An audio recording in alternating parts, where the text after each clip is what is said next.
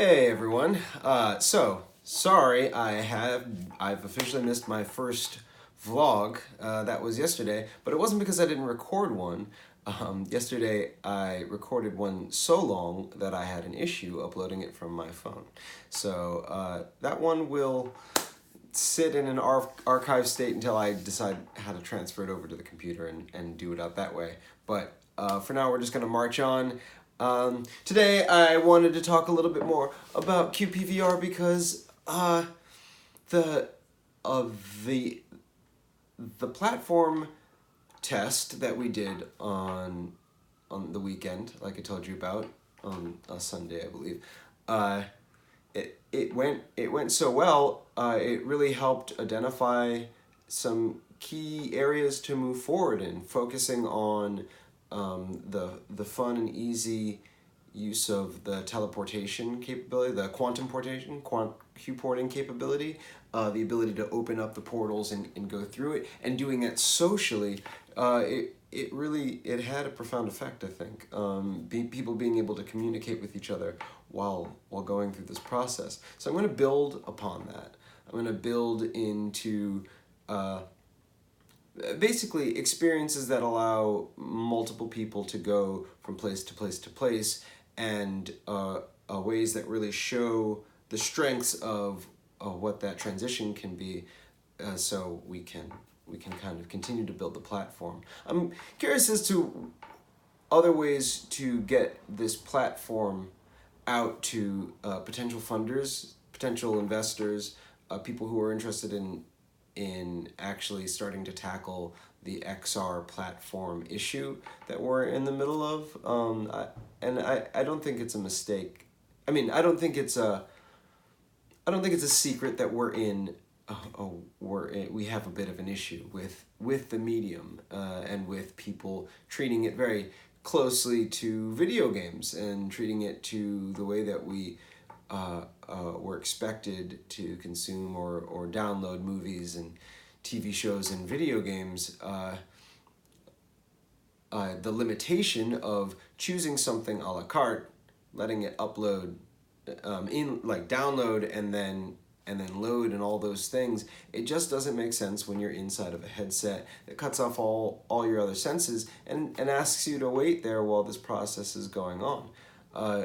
Wanting to go from one thing to the next as fast as humanly possible, or inhumanly possible, because it's not something a human can do, but going from one place to the next, our expectation of entertainment is so high that we want it to happen as fast as we can. So there's a lot of room for the technology that I'm working on to kind of work its way in solving these solutions. And I'm pretty sure other people who understand the industry are going to recognize that immediately, which is really the value between the value of Qpvr, and why I'm working on this so diligently now.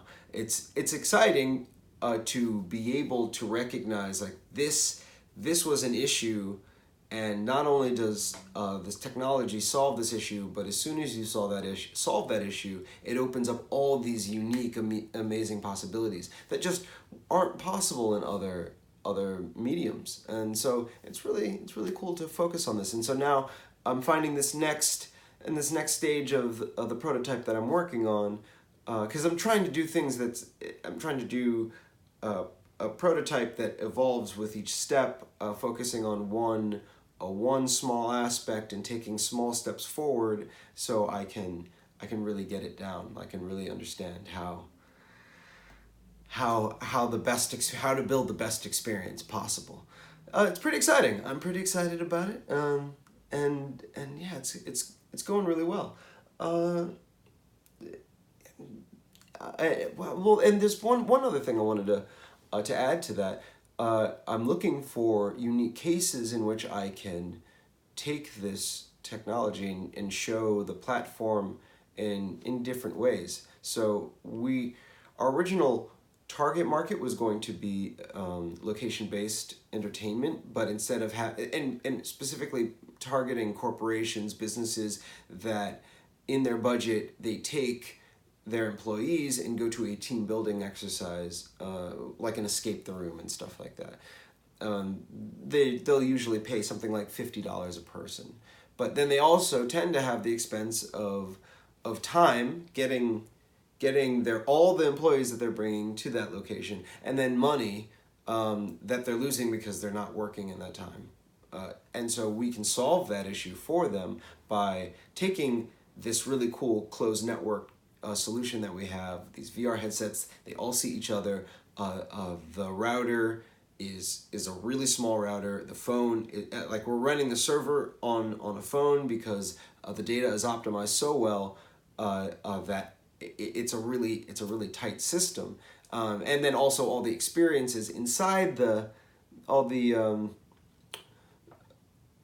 basically the entire project is running on each headset, and it's sending minimal data, so it's not sending the entire package of data. It's sending minimal user data back and forth to each headset, and also some timekeeping data with the main server. But other than that, it's a really light system, so I can bring this thing anywhere. We're able to bring this to any kind of business. It doesn't take up a lot of space. If there's a small conference room, we could fit in there. Or we could even, depending on the layout of the company, we could even do it where the employees work, and we can put them all into a virtual world and set up. It can be a challenge. It can be a game like the experience that I tested before. It could be a meditation app, a very interesting, interactive, inspirational meditation experience, which is the next stage of what I'm working on, because I think there's room for very visually interesting audio experience, audibly interesting meditation, and not necessarily a meditation, but a serene play space that's just fun to look around, see that you're in a space with other people, see them looking around, and when you look at certain things, it changes the world that you're in, and maybe even adds to the soundscape, maybe inspirational quotes, things like that. I think that might be really interesting to showcase at places. So I'm gonna keep on developing, and that's where I'm at today.